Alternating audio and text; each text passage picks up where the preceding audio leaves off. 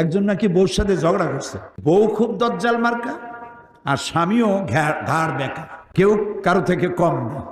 ঝগড়া বাঁধলো, কোন রকম বউকে সে নরম করতে পারে না। শেষ পর্যন্ত স্বামী বলল, তোর মতো দজ্জাল মার্কা বউর সাথে আমি থাকবই না, একদম না, আমি এক্ষুনি বিদেশ চলে যাব।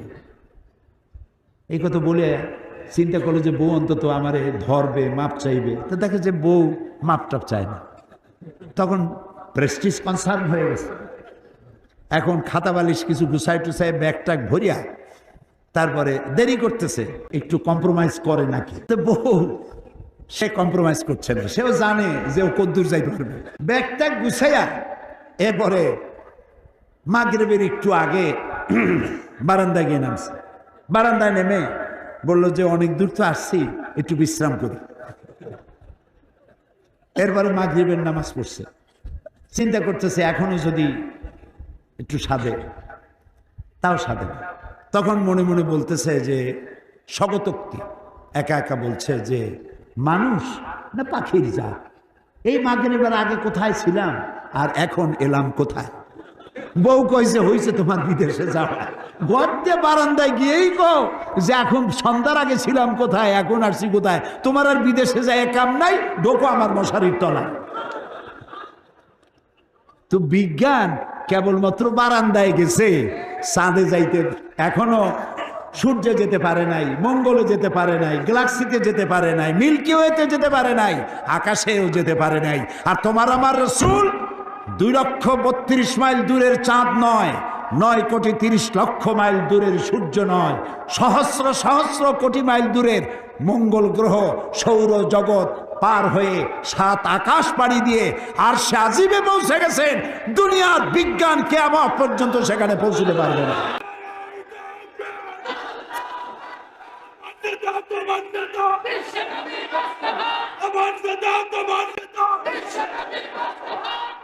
আল্লাহ রাব্বুল আলামিন মায়ের পেটে সৃষ্টি করে পৃথিবীতে আমাদেরকে এনেছেন, বলেন আলহামদুলিল্লাহ। তাহলে আমাদের রবকে, স্রষ্টাকে বলেন, বলেন যুবকেরা বলো তো জোরে সরে, কে সৃষ্টি করেছে? আল্লাহ, আল্লাহ, আল্লাহ, আল্লাহ। তিনি আমাদের স্রষ্টা, তিনি আমাদের রব, তিনি আমাদের মালিক, তিনি আমাদের খালেক, তিনি আমাদের রাজ্জাক। আল্লাহ তাআলা বলছেন দেখো, নিজের দিকে তাকাও, কি সুন্দর করে আমি তোমাকে সুগঠিত করেছি। আলাম নাজআল লাহু আইনাইন ওয়া লিসানান ওয়া শাফাতাইন, আমি কি তোমাকে দুটো চোখ দেই নাই? কে বলতেছেন? আরে আল্লাহ। আল্লাহ বলছেন আমি কি তোমাকে দুটো চোখ দেই নাই? যার চোখ নাই সেই বোঝে কি নিয়ামত হারাইছে। এই শরীরে কোন নিয়ামত আপনি গুণে শেষ করতে পারবেন? ওয়াইন তাউদ্দু নি'মাতাল্লাহি লা তুহসুহা। আল্লাহ রাব্বুল আলামিন বলেন, আমার নিয়ামত যদি গণনা করো, গুনে গুনে আমার নিয়ামত শেষ করতে পারবে না। দুটো চোখ দিচ্ছি, এই চোখের মধ্যে রেটিনা আছে, চোখের মধ্যে পানি আছে, যে পানি দিয়ে আপনি কাঁদেন ওই পানি না, এমনি পানি আছে। সেই পানিটা না থাকলে ডাক্তারদের কাছে যেতে হয়, তারা ওষুধ দেয়, ঘন্টায় ঘন্টায় চোখের মধ্যে সেটা দিতে হয়, তা না হলে চোখ ভালো থাকে না। এই যে চোখে পানিটা, ওইটা কি? এটা মেডিসিন। কেন? সুবহানাল্লাহ। কারণ হলো আপনি রাস্তা দিয়ে হাঁটেন, ব্যস্ততাপূর্ণ শহরের মধ্যে দিয়ে যান, আর মিল কলকারখানার কালো ধোঁয়া, বাতাসের মধ্যে পলিউশন, রোগের বীজাণু, রোগের জার উড়ে বেড়ায়, অসংখ্য জার উড়ে বেড়ায়। এই ধুলাবালি ধুলিকণা চোখের মধ্যে প্রবেশ করে। আল্লাহ রাব্বুল আলামিন অটোমেটিক ভেতরে পানি দিয়ে দিয়েছেন, মানুষ চোখের পলক মারে, অটোমেটিক পলক পড়তে থাকে, আর প্রতি মুহূর্তে আল্লাহ রাব্বুল আলামিন চোখ দুটোকে ক্লিন করে দেন। এ হচ্ছে তোমার চোখ। আহারে, যার চোখ নাই কি কষ্ট তার। আল্লাহর কাছে বলি, আল্লাহ যতদিন বাঁচি মৃত্যু পর্যন্ত চোখের নিয়ামত আমাদের থেকে ছিনায় নিও না, এই চোখের নিয়ামত কিয়ামত পর্যন্ত রেখে দিও, বলি আমিন। কি সুন্দর দুটি চোখ। আল্লাহ তাআলা বলছেন দুইটা চোখ দিলাম, ওয়ালিসানান, এরপরে জিহ্বা দিছি, ওয়াশাফাতাইন, দুইটা ঠোঁট দিছি, হোঁট, দুইটা ঠোঁট। ঠোঁট দুটো এত সুন্দর, এক একজনের ঠোঁট এক এক রকম, একটু সুন্দর ভাঁজ করা, একটু কায়দা করা, হাসি দিলে কত সুন্দর লাগে, সুবহানাল্লাহ। আল্লাহ বলেন লাকাদ খালাকনাল ইনসানা ফি আহসানি তাকওয়িম, সব থেকে সুন্দর করে বানাইছি আমি মানুষ, সুবহানাল্লাহ। কিন্তু সুম্মা রাদাদনাহু আসফালা সাফিলিন, এই মানুষ নিচে নামতে নামতে এত নিচে নামে, শয়তান তাকায় দেখে আর চিন্তা করে এর দূর নামলো কেমনে। তো আল্লাহ তাআলা বলছেন দেখো তোমাকে সব থেকে সুন্দর বানাইছি, একটু দেখো না, একটু তাকাও না, কি সুন্দর করে বানালাম তোমাকে। এই যে দুটো ঠোঁট, আমরা জিহ্বা নাড়ি, ঠোঁট নাড়ি, এর মধ্য দিয়ে আওয়াজ করি, আওয়াজটা ভাষায় রূপ নেয় আর মনের ভাব প্রকাশ হয়ে যায়। লিসান, জিহ্বা, লিসান মানে কি? জিহ্বা। এই যে জিহ্বা আল্লাহ দিলেন, কত স্বাদ গ্রহণ করার অনুভূতি একটা মেশিনে আল্লাহ দিয়ে দিলেন। লাল শাকের মজা একরকম, পুঁই শাকের মজা আর এক রকম, বোয়াল মাছের মজা একরকম, পাবদার মজা আর এক রকম, রসগোল্লার মজা একরকম, সরার দইয়ের মজা আর এক রকম, ঠিক না? খাসির গোশ একরকম আর মুরগির গোশ আর এক রকম। এখন প্রত্যেকটা জিনিসের আলাদা আলাদা টেস্ট নেওয়ার জন্য যদি আলাদা আলাদা জিহ্বা দরকার হইতো, তাহলে কয় হাজার জিহ্বা লাগবে? তাহলে তো ওটা মুখ থাকতো না, এটা অন্য কিছু হয়ে যেত। আল্লাহু আকবার বলবেন না? আল্লাহ রাব্বুল আলামিন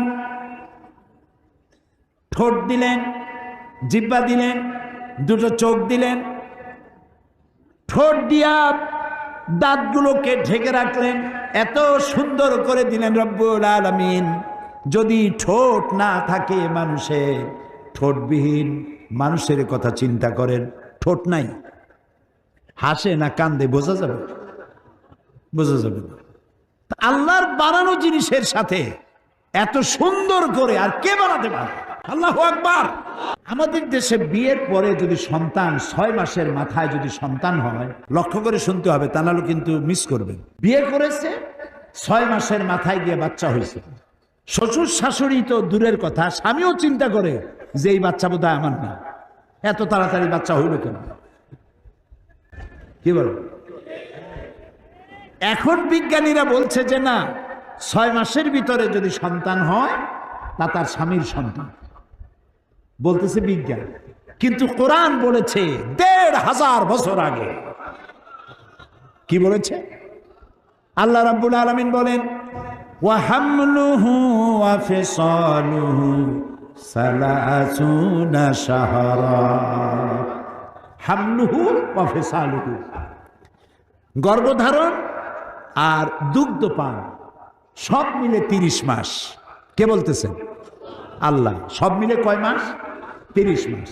দুধ খাওয়াবে কয় মাস? হাওলাইনে কামিলাইন, 2 বছর। 2 বছরে কয় মাস হয়? হ্যাঁ, কোন না তাড়াতাড়ি, ও অঙ্কে ফেল করেন না। 2 বছরে 24 মাস। তা আল্লাহ তাআলা আগে কি বলেছেন? ওয়া হামলুহু ওয়া ফিসালুহু 30 শাহরা, 30 মাস। 30 মাসে 24 মাস গেল দুধ খাওয়াইতে, থাকে কয় মাস? 6 মাস। এই 6 মাস গর্ভ, সর্বনিম্ন গর্ভের বয়স হলো 6 মাস। এটা বিজ্ঞান এখন বলতেছে, আর রাসূলকে দিয়ে আল্লাহ বলেছেন 1500 বছর আগে। পাগলেরা কয় কি বলে যে মুহাম্মদ সাল্লাল্লাহু আলাইহি সাল্লাম তো মধ্যযুগে আসছে, তখন বিজ্ঞান ছিল না। সেই যুগের কথাগুলি এখন কি মানা যায়? এখন বিজ্ঞানের যুগ। আরে বাবা, তোমার বিজ্ঞান গেছে কতদূর? আমি মাঝে মধ্যে বলি বিজ্ঞান গেছে কই? বিজ্ঞান গেছে কেবলমাত্র চাঁদে, মঙ্গল গ্রহে যাইতে পারে নাই। স্পুটনিক পাঠাইছে, আর প্রথম একটা কি পাঠিয়েছিল, নাম কি মনে আছে? হ্যাঁ, পাথফাইন্ডার।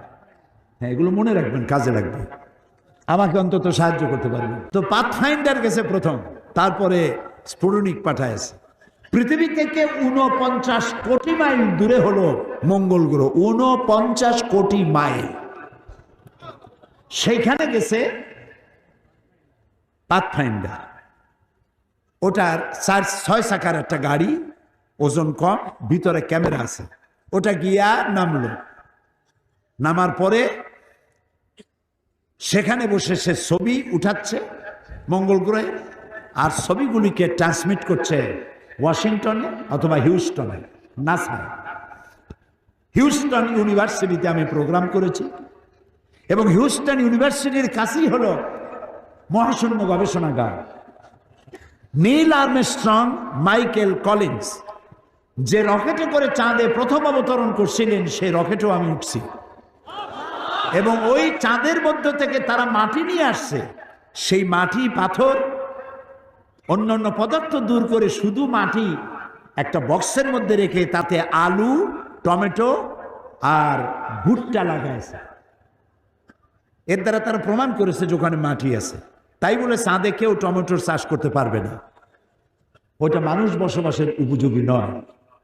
তো দেখেন, ওখানে দেখা গেল নাসায় বসে তারা দেখলো যে পাথফাইন্ডার ওখানে চলতে গিয়ে কাইট হয়ে পড়ছে, এবং ওখানে পানির সন্ধান তারা পেল। তো যেখানে পানি থাকে সেখানে প্রাণীও থাকে। হাজার হাজার বা কোটি বছর আগে হয়তো সেখানে কোনো প্রাণী থাকতেও পারে, যা আমরা জানি না। এখন পাথফাইন্ডার কাইট হয়ে পড়ছে আর চলতে পারতেছে না। এই পৃথিবীর মাটিতে বসে কম্পিউটার মনিটরিং করে কাইট হওয়া গাড়িটাকে সোজা করে দিয়েছে। এরপরে আল্লাহ কি বলছে? আপনারা তো বলেন বিজ্ঞান সব, আল্লাহ কি কয়? আল্লাহ তাআলা বলছেন, ওমা উতীতুম মিনাল ইলমি ইল্লা কালিলা, আমি তোমাদেরকে খুব সামান্যতম জ্ঞান দান করেছি। তো আমি চিন্তা করি, এই যদি হয় সামান্য জ্ঞান, তাহলে আল্লাহর জ্ঞান কত বড়! সুবহানাল্লাহ, সুবহানাল্লাহ। তো তোমরা যারা বলো যে বিজ্ঞান সব আর কোরআন হলো 1400 বছরের পুরানা, তাদেরকে বলতে চাই, তোমার বিজ্ঞান কেবল গেছে চাঁদে। চাঁদ হলো পৃথিবীর মাটি থেকে 2,32,000 মাইল দূরে। এর দূর গেছো, যাইই আমি সব বুঝে ফেলাইছি, দেখে ফেলাইছি। আরে সূর্য তো 9,30,00,000 মাইল দূরে, তার থেকে তারকাগুলি আরো দূরে, ওর থেকে আরো তারকা আরো দূরে, তার থেকে আরো বহু বহু দূরে আকাশ, তারপরে দ্বিতীয় আকাশ, তৃতীয় আকাশ, চতুর্থ আকাশ। তো তোমার বিজ্ঞান গেল কেবল 2,32,000 মাইল দূরে। তাহলে আকাশ, দুনিয়া থেকে আকাশের দূরত্বের তুলনায় তোমার বিজ্ঞান কেবলমাত্র ঘরের থেকে বারান্দায় নামছে। বারান্দা বুঝেন তো? বারান্দায় নামছে। আল্লাহ পাক যেখানে খুব স্নেহ করে, আদর করে যখন বান্দাদের সম্পর্কে কিছু বলতে চেয়েছেন, তখন তিনি আব্দুন শব্দ ব্যবহার করেছেন। আদর করে, স্নেহ করে, দয়া করে যদি কারো ব্যাপারে কিছু বলতে চেয়েছেন, তখন আল্লাহ তাকে কি বলেছেন? আব্দ। আব্দ মানে হলো বান্দা।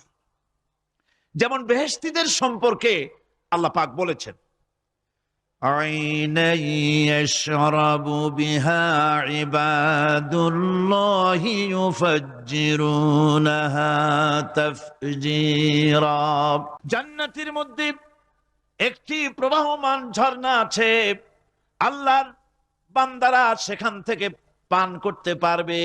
সেই ঝর্ণা থেকে তৃষ্ণা নিবারণ করবে, এবং নিজেদের ইচ্ছে মতো তারা এই ঝর্ণার শাখা প্রশাখা নিজেদের এরিয়া পর্যন্ত নিয়ে যেতে পারবে। এমন একটা ঝর্ণা থাকবে যেখানে আল্লাহর বান্দারা, আল্লাহ পাক বলছেন, আইনাই ইয়াশরাবু বিহা ইবাদুল্লাহ, আল্লাহর বান্দারা, আল্লাহর গোলামেরা, সেখানে তাদের তৃষ্ণা মিটাবে এমন ঝর্ণা আছে। ওই ঝর্ণার কাছে যাওয়ার দরকার নাই, তাদের ইঙ্গিতে, ইচ্ছা অনুযায়ী তাদের ঘরের দরজা পর্যন্ত যেখানে খুশি সেখানের শাখা প্রশাখা প্রবাহিত করে নিতে তারা সক্ষম হবে। মোমেন বান্দার গুণাবলী বলতে গিয়ে, মোমেন বান্দার গুণাবলী বর্ণনা করতে গিয়ে আল্লাহ রাব্বুল আলামিন বলেছেন, ওয়াইবাদুর রাহমানিল্লাযীনা ইয়ামশুনা আলাল আরদি হাওনা। রহমানের বান্দা হলো তারা যারা জমিনের উপরে চলাফেরা করার সময় বিনয়ের সাথে চলাফেরা করে, তারা হচ্ছে রহমানের বান্দা। কার বান্দা? আদর করে আল্লাহ বলছেন বান্দা, গোলাম।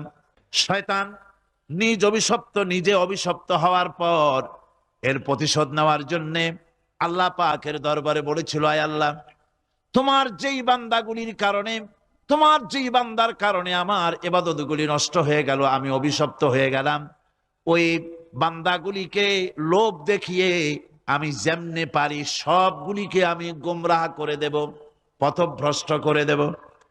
আল্লাহ পাকের জবাবে বললেন, ইন্না ইবাদি লাইসা লাকা আলাইহিম সুলতান ইল্লা মান ইত্তাবাকা মিনাল গাওয়িন।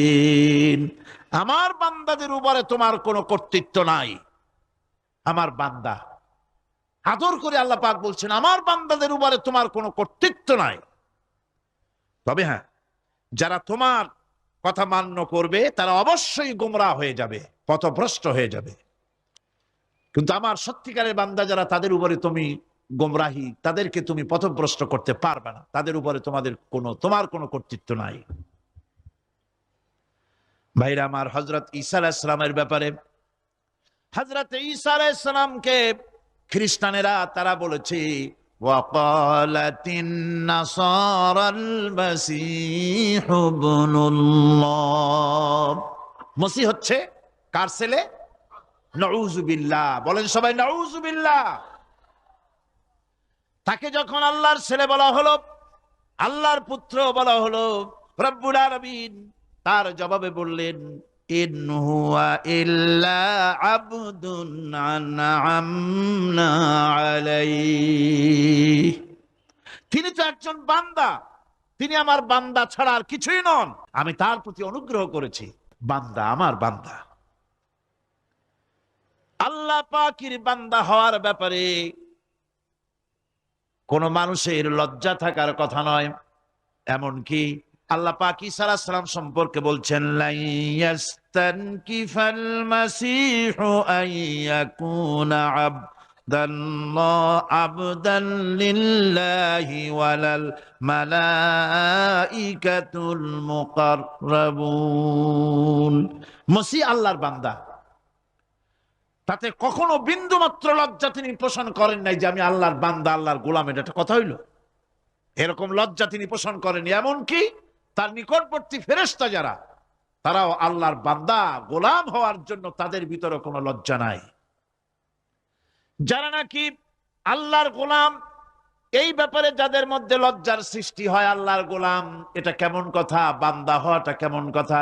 যারা গোলামীকে অস্বীকার করে তাদের সম্পর্কে আল্লাহ পাক বলছেন, ওয়া মাইয়াস্তানকিফ আন ইবাদাতিহি ওয়া ইস্তাকবির ফাসায়াহশুরুহুম ইলাইহি জামিআ। কেউ যদি আল্লাহর বন্দেগী করার ব্যাপারে লজ্জা পোষণ করে, যদি লজ্জার কারণ মনে করে, অহংকার করে, গৌরব করে, তাহলে তারা পালাবে কোথায়, যাবে কোথায়? আমি কিয়ামতের দিন সবগুলিকে এক জায়গায় করে ফেলবো।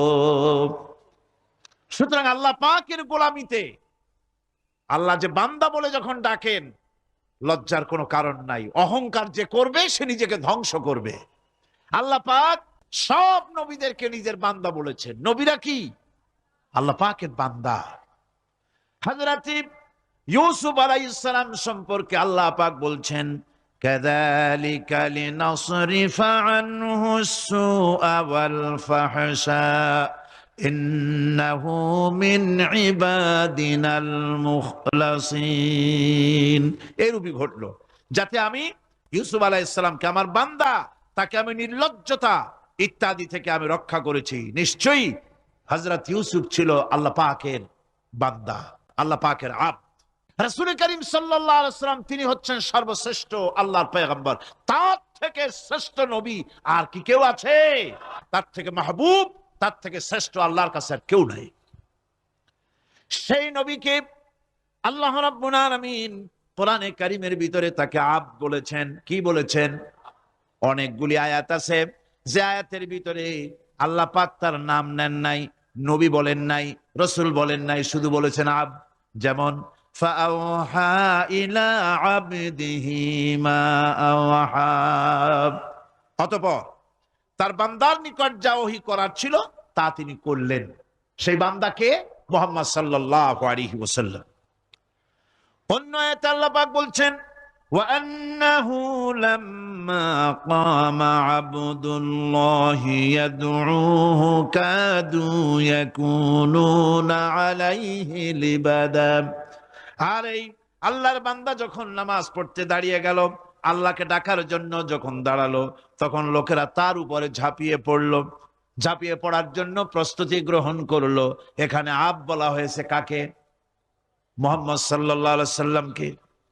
এভাবে করে অন্য এক আয়াতে আল্লাহ পাক তার হাবিবকে আব বলছেন, বান্দা বলতেছেন ইন কুনতুম ফি রাইবিম মিম্মা নাযালনা আলা আবদিনা, আমার বান্দার উপরে যে কিতাব নাজিল করেছি তাতে যদি তোমাদের কোনো সন্দেহ হয়, এই যে আমার বান্দার উপরে, ওই বান্দাকে মুহাম্মদ রাসূলুল্লাহ সাল্লাল্লাহু আলাইহি ওয়াসাল্লাম। অন্য আয়াতে বলা হচ্ছে তাবারাকাল্লাযী নাযালাল ফুরকানা আলা আবদিহি লিয়াকুনা লিল আলামিনা নাযীরা। অতীব বরকতপূর্ণ সেই মহান সত্তা যিনি তার বান্দার উপরে ফুরকান নাজিল করেছেন। কে সেই বান্দা? মুহাম্মদ সাল্লাল্লাহু আলাইহি ওয়াসাল্লাম। মেরাজের ঘটনা বলতে গিয়ে আল্লাহ রাব্বুল আলামিন বলতেছেন সুবহানাল্লাযী আসরা বিআবদিহি লাইলাম মিনাল মাসজিদিল হারামি ইলাল মাসজিদিল আকসা। পবিত্র সেই মহান সত্তা যিনি তার বান্দাকে ইসরা করিয়েছেন। কে সেই বান্দা? মুহাম্মদ রাসূলুল্লাহ সাল্লাল্লাহু আলাইহি ওয়াসাল্লাম। সুতরাং আবদিয়াত, ইবাদত, গোলামি, এটা হচ্ছে মানুষের জীবনের সবচেয়ে বড় মর্যাদাকর খেতাব আল্লাহর পক্ষ থেকে, আল্লাহর বান্দা হওয়া। গোলামি পরিপূর্ণরূপে হবে কেবলমাত্র আল্লাহ পাকের। এই গোলামির জন্যই আল্লাহ পাক আমাদেরকে সৃষ্টি করেছেন, অন্য কোনো কাজে আমাদেরকে সৃষ্টি করেন নাই। আমাদেরকে গোলামি করতে হবে, আনুগত্য করতে হবে কেবলমাত্র কার বলুন তো? এই গোলামি যদি সঠিকভাবে করি, যদি বান্দারা যারা আল্লাহ পাকের বান্দা বলে, গোলাম বলে নিজেদেরকে দাবি করে, যদি সঠিকভাবে ইবাদতটা করা যায়, তাহলে আল্লাহ তাদের জন্য কি ওয়াদা করেছেন শুনুন। দুনিয়া এবং আখিরাতে আল্লাহ পুরস্কার দেবেন। সে পুরস্কারটা কি? দুনিয়ার পুরস্কারটা আগে শোনেন। আল্লাহ পাক বলেন যারা আমার ইবাদত করবে তাদের ব্যাপারে আমার ওয়াদা শোনো। ওয়াদাল্লাহুল্লাযীনা আমানু ওয়া আমিলুস সালিহাতি লায়াস্তাখলিফান্নাহুম ফিল আরদি কামাস্তাখলাফাল্লাযীনা মিন ক্বাবলিহিম।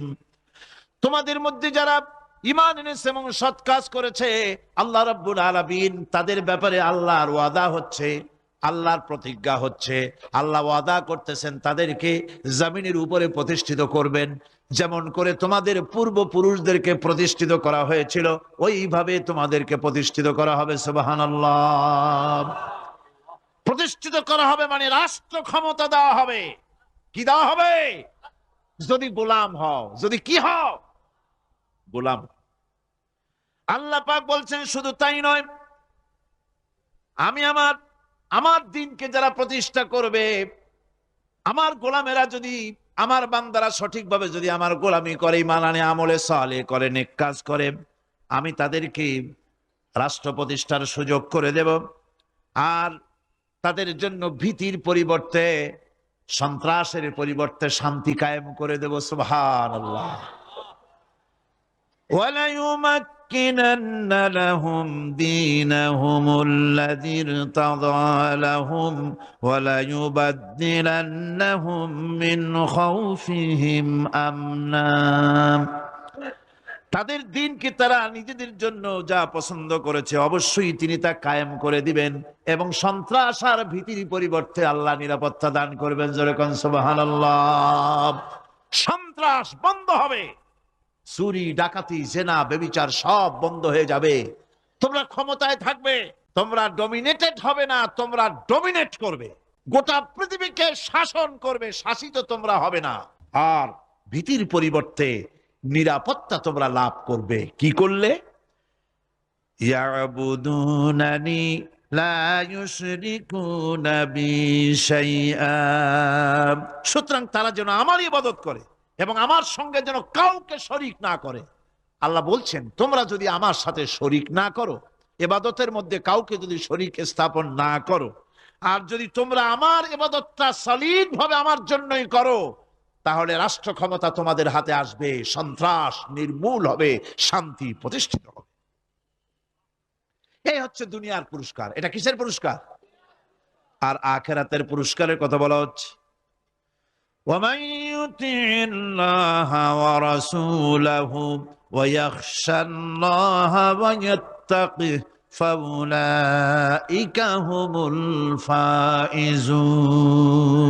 যে ব্যক্তি আল্লাহ এবং রাসূলের আনুগত্য করেছে, আল্লাহকে ভয় করে চলেছে, তার গজব থেকে বেঁচে রয়েছে, সেই হচ্ছে সফল কাম। সফল কাম মানে কি? কিয়ামতের দিন আল্লাহ পাক তাদেরকে জান্নাত দান করবেন। আল্লাহ পাক তাদেরকে কিয়ামতে কি দিবেন? জান্নাত দিবেন, চিরস্থায়ী শান্তির জায়গা, সেই জান্নাত লাভ করা যাবে। আজ ইবাদতের এই যে গুরুত্বপূর্ণ ইবাদত, এই ইবাদতের ভুল অর্থ সমাজের ভিতরে ছড়িয়ে আছে। সাধারণ মানুষেও ভুল করেছে, অসাধারণ মানুষেরাও ইবাদতের ভুল অর্থ করে ভুলের মধ্যে নিমজ্জিত আছে বিরাট সংখ্যক লোকেরা। সাধারণ মুসলমানেরা তারা যে ভুলটা করলো ইবাদতের অর্থ করতে গিয়ে, সেটা হলো এই, সাধারণ লোকেরা মনে করলো কয়েকটা অনুষ্ঠানের নাম হচ্ছে ইবাদত, নামাজ, রোজা, হজ, যাকাত, সাদকা, ফিতরা, এর নাম হলো ইবাদত। অনুষ্ঠান শেষে তারা নিজেদেরকে স্বাধীন মনে করলো। তারা আল্লাহ পাকের প্রত্যেকটি আইনের ধারাকে লঙ্ঘন করলো। বছরে একবার রোজা রেখে, বছরে 1 মাস রোজা রেখে মনে করলো ইবাদত শেষ। 5 ওয়াক্ত নামাজ পড়ে মনে করলে ইবাদত শেষ। আমি প্রশ্ন করি, 5 ওয়াক্ত নামাজের নামই যদি হয় ইবাদত, 5 ওয়াক্ত নামাজের নামই ইবাদত, এটাই যদি হয়, তাহলে 5 ওয়াক্ত নামাজ পড়তে সময় লাগে কত? উজু টুজু করে বড় জোর 1-1.5 ঘন্টা সময় লাগে 5 ওয়াক্ত নামাজ পড়তে। তো এর নাম যদি হয় ইবাদত, তার অর্থ কি দাঁড়াবে? অর্থ দাঁড়াবে আপনি 24 ঘন্টার ভিতরে 1 থেকে 1.5 ঘন্টার জন্য আল্লাহর গোলাম, বাকি 22 ঘন্টার জন্য শয়তানের গোলাম হতে কেউ রাজি আছেন? রোজার নামই যদি হয় শুধু ইবাদত, তাহলে তার অর্থ দাঁড়াবে বছরের ভিতরে 1টা মাসের জন্য আপনি আল্লাহর গোলাম, আর 11 মাসের জন্য শয়তানের গোলাম হতে কেউ রাজি আছেন? তাহলে বিষয়টা কি? বিষয়টা হচ্ছে নামাজ, রোজা, হজ, যাকাতি শুধুমাত্র ইবাদত নয়, আনুষ্ঠানিক ইবাদত তো বটেই, কম্পালসারি ইবাদত তো বটেই, কিন্তু শুধুমাত্র নামাজ, রোজা, হজ, যাকাত ইবাদত শুধুমাত্র নয়, এগুলি হচ্ছে ইবাদতের পার্ট, ইবাদতের অংশ। বরং জীবনের সব ক্ষেত্রে আল্লাহর হুকুমকে মানার নামই হচ্ছে। ভাইরা আমার, একদিকে নামাজ রোজা করছি, অন্যদিকে আল্লাহর আইনের প্রতিটি ধারাকে লঙ্ঘন করে চলছে, মিথ্যা ওয়াদা করে, মিথ্যা কথা বলে, সুদ খায়, ঘুষ খায়, জেনা করে, এরপরে অন্যের হক নষ্ট করে, প্রতিবেশীর হক নষ্ট করে, হারাম মাল খায়, হকদারের হক নষ্ট করে, প্রতিবেশীর হক নষ্ট করে, জিন্দা মুর্দা মানুষকে নিজের জন্য শক্তিধর বলে মনে করে, এক টুকরা রুটির জন্য অথবা 1 ফোঁটা 1 ঘটি পানির জন্য কাফেরের কাছে হাত পেতে দাঁড়ায় থাকে। এই যদি অবস্থা হয়, এটাই যদি হয় ঈমান, আর এটার নামে যদি ইবাদত হয়, তাহলে এই পৃথিবীর মুসলমানের আজ লাঞ্ছিত কেন? আল্লাহর ওয়াদা কি মিথ্যা? নাউযুবিল্লাহি মিন যালিক। আমাদের ইবাদত যদি ঠিক হয়, যদি সত্যিকারের ইবাদত যদি আমরা করে থাকি, তাহলে ক্ষমতায় ইমানদারেরা নাই কেন? বিশ্ব জুড়ে মুসলমানেরা লাঞ্ছিত কেন? তাহলে বুঝতে হবে ইবাদতের মধ্যে বিরাট গরমিল করে ফেলেছি, ঠিক কিনা? লক্ষ্য করুন, যেই লোকটা হজ করতেছে, উমরা করতেছে, নামাজ পড়তেছে, মসজিদ মাদ্রাসায় চাঁদা দিতেছে, ওই লোকটি আবার ব্যাংকের থেকে সুদের টাকা নিয়ে ব্যবসা চালাইতেছে। ব্যবসা ঠিক রাখার জন্য, ইনকাম ট্যাক্স ফাঁকি দেওয়ার জন্য ব্যবসায়ীরা 2 ধরনের 3 ধরনের খাতা মেনটেন করছে। কথা ঠিক কিনা? মিথ্যা কথা বলছে, ঘুষ দিতেছে, বেশি করে বিদ্যুতের বিল যাতে না আসে সেজন্য যারা বিদ্যুৎ লাইনে আছে তাদেরকে পয়সা দিয়ে ম্যানেজ করতেছে, ঠিক কিনা? মিল কল কারখানা যাদের আছে লক্ষ লক্ষ টাকা বিদ্যুৎ বিল হয়, কিন্তু লাইনম্যানদের সঙ্গে ম্যানেজ করে গভর্নমেন্টকে ফাঁকি দেওয়া হচ্ছে, ঠিক কিনা গো? তোমার নামাজের দাম কি? তোমার হজের 4 পয়সা দাম নাই। তুমি রাষ্ট্রকে ফাঁকি দিয়েছো, তুমি জনগণকে ফাঁকি দিয়েছো, তুমি দেশের শত্রু। টেলিফোনের বিল হাজার হাজার টাকা, লাখ টাকার বেশি বিল হয়, লাইনম্যানের সঙ্গে ম্যানেজ করে 500, 700, 2000 টাকা দিয়ে সারিয়ে দেয়, ঠিক কিনা? এরা জাতির শত্রু, দেশের শত্রু। এদেরকে ফায়ারিং স্কোয়াডে নিয়ে ব্রাশ ফায়ার করে উড়ায় দেওয়া উচিত। এরা দেশের দুশ্মন।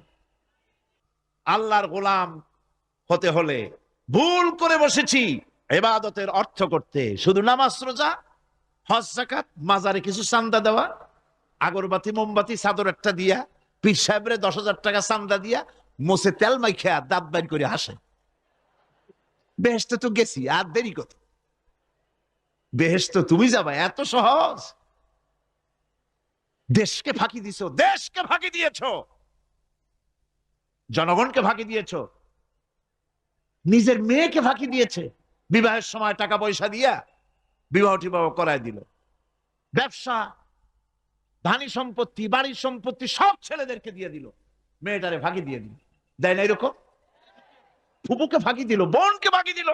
এরপরে মোনাজাত করে সবে বরাতে, আল্লাহ আমারে বেহেশত দিও।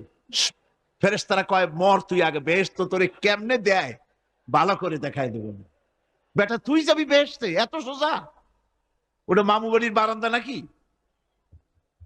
এত সহজ নয়। সুতরাং সাধারণ মানুষ মারাত্মক ভুল করেছে এখানে। নামাজ, রোজা, হজ, যাকাত ইবাদত, আর কিছু কি ইবাদত মনে করে নাই?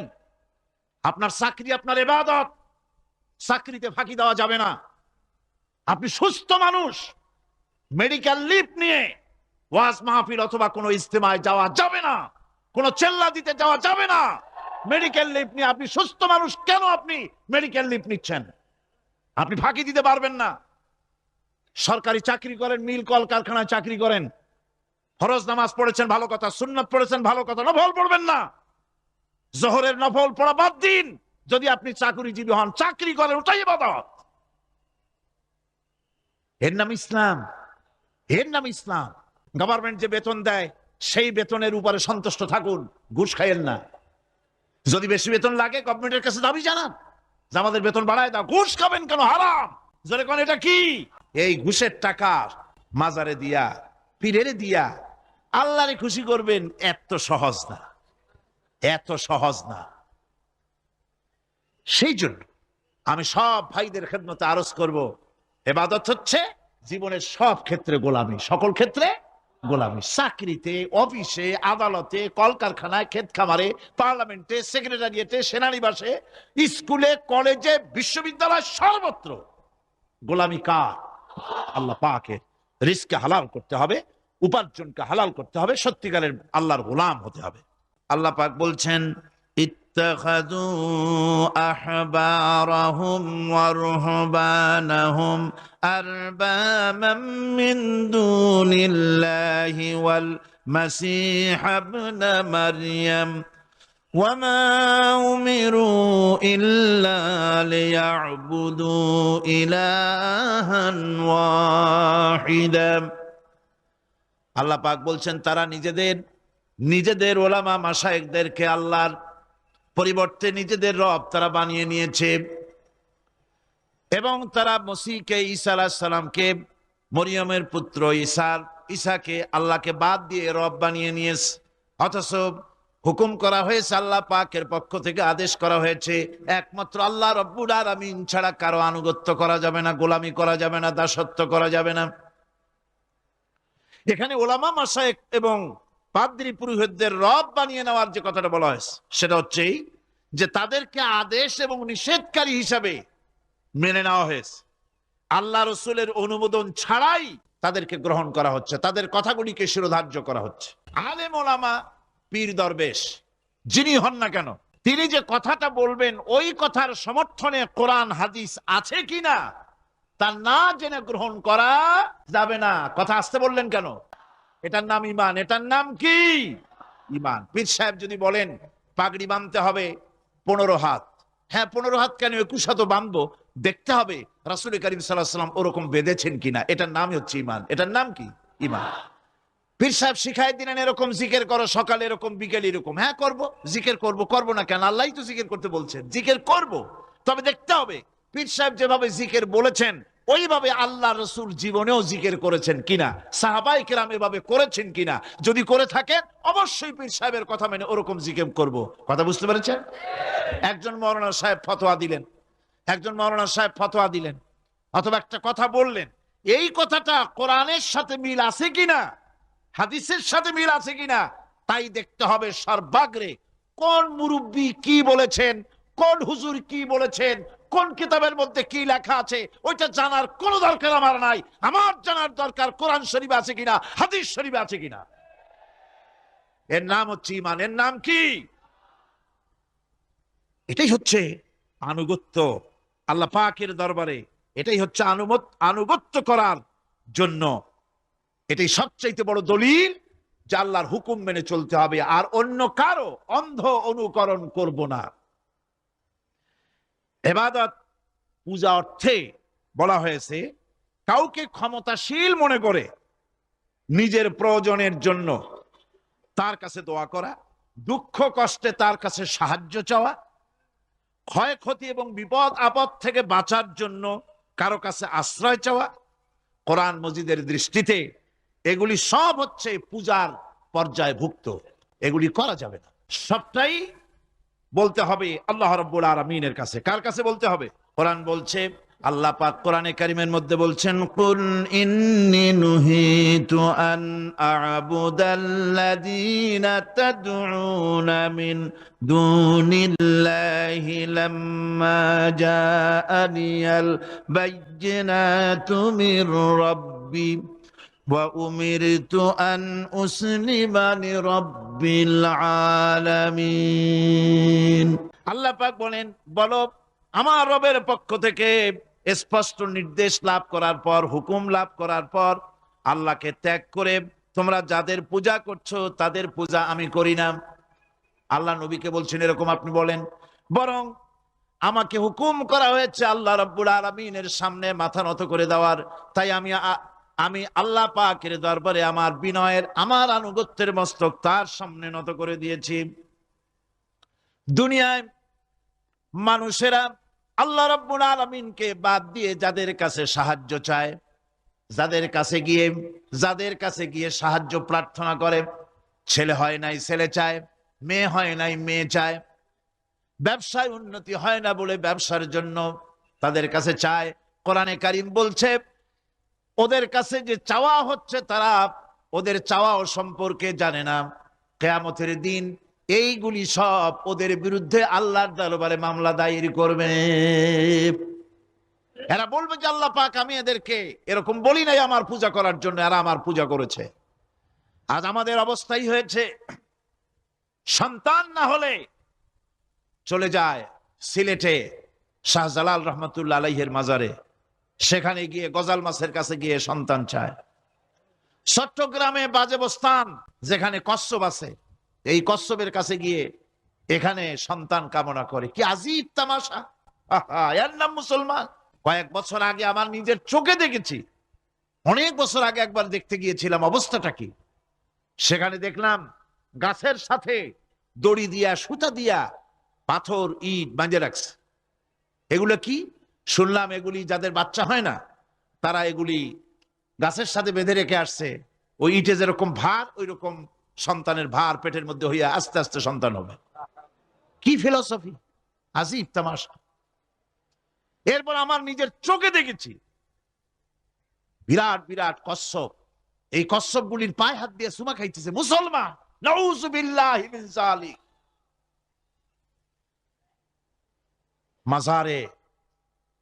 মাজারগুলিতে গিয়ে লোকেরা নিজেদের আশা আকাঙ্ক্ষা পুরা হওয়ার জন্য দোয়া চাইতেছে কবরওয়ালার কাছে। আবার এক শ্রেণীর নামধারী আলেম তারা বলেন ওনারা জীবিত থাকাকালীন যত শক্তি ছিল, মরিয়া শক্তি আরো বেড়ে গেছে। সুতরাং এখানে চাদর দাও, আগরবাতি দাও, মোমবাতি দাও, ওখানে গিয়ে কান্দো। এদের আকীদা, নিজেদের নাম রাখে আহলে সুন্নাতুল জামাত। এই যদি হয় আহলে সুন্নাত, তাহলে বিদআত হবে কারা?